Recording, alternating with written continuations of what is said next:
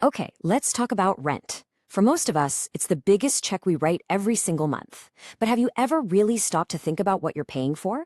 It's so much more than just a number. It's about your home, your rights, and honestly, your financial well-being.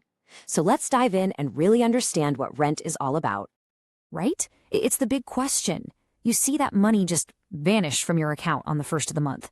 But what does it actually cover? What are the rules to this game we're all playing? We're going to break it all down, starting with the very basics. At its heart, rent is super simple. It's a fee you pay for the right to use a space for a set amount of time. You're not buying the place, you're buying the right to call it your home for a while. And that simple exchange, it's the starting point for a really important relationship. And that's the key word right there, partnership. This isn't just you giving someone money. It's a two-way street. Both you, the tenant, and the property owner, the landlord, have jobs to do. And the rule book for this whole partnership is laid out in one super important document, the lease. On the surface, the deal looks like this. The tenant pays, the landlord provides the place. Simple, right? You get a home, they get paid. But that's just the headline. The real story, the partnership, has a little more to it. And this is where it gets real. It's not just about trading money for keys.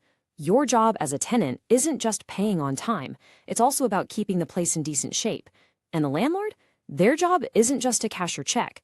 They have a legal responsibility to make sure the property is safe and livable. See? It's a balance of rights and responsibilities on both sides. Okay, so if the basic agreement is pretty much the same everywhere, why is a two-bedroom apartment in one town $1,000, but in another city it's $4,000? What are all the invisible things that go into that final price tag? Well, it pretty much boils down to these 5 big things.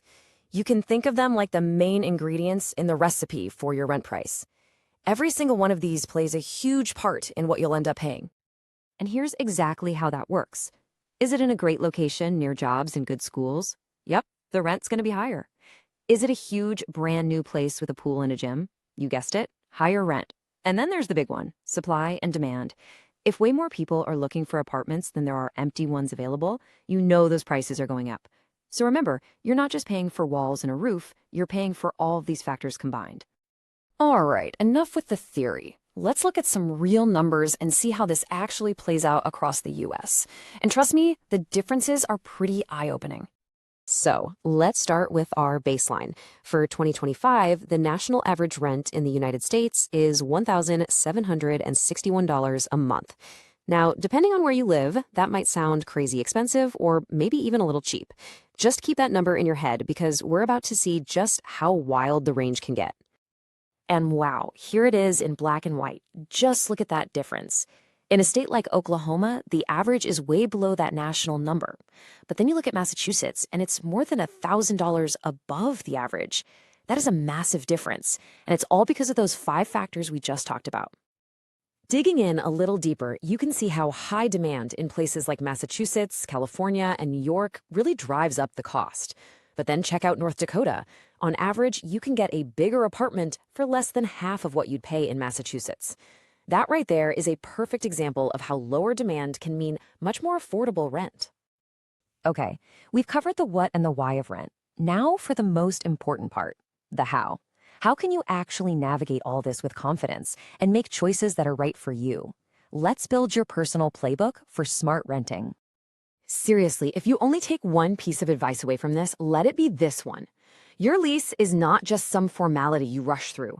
It is a legally binding contract. It controls everything. When rent is due, what happens if your fridge breaks, everything. Skipping this step can cost you your security deposit, hit you with surprise fees, or worse. You have to read it. It's the #1 way to protect yourself.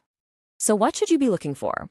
Well, these are the big ones. Make sure you know the exact rent amount and the due date.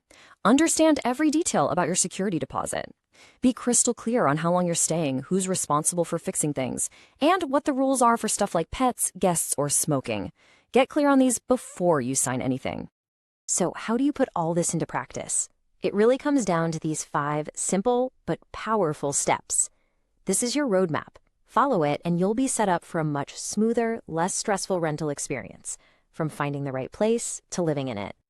Now let's zoom in on that first tip because it is the foundation for everything else.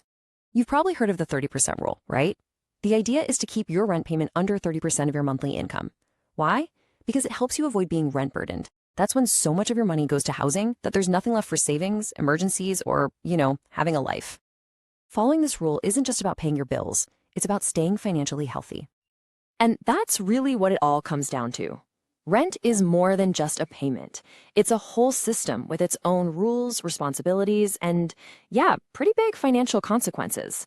But the moment you understand that system, from how prices are set to what your lease really says, you take back control. That knowledge is what turns a potentially stressful process into a smart, confident one. So now you get it. You understand the partnership, the pricing, and the playbook. You've basically changed the game for yourself. You're not just looking for a place to live anymore. You're making a strategic decision for your life. The question isn't just, can I afford this anymore? Now it's, is this the right home for me? And you are totally ready to find that answer.